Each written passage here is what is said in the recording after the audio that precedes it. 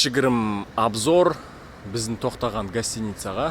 Міне алды осындай пальмалар бар. Гостиницаның түрі осындай.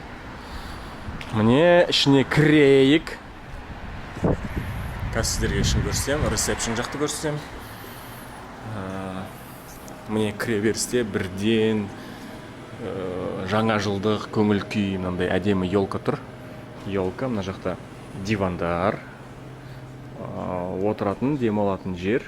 Мына жақта міне бар сияқты, барный столиктар. Қайда кетіп қалдық? Мынау міне лифт. Мына жақта сабақ өтеді. Сабақ біткеннен кейін мұғалім айтқан ғой, парталарыңды көтеріп кетіңдер деп. Сол үшін оқушылар парталарын көтеріп кеткен десең. Мына жақта бассейн бар. Қараңыздар. Гостиницада кішігірім бассейн. Но сонда да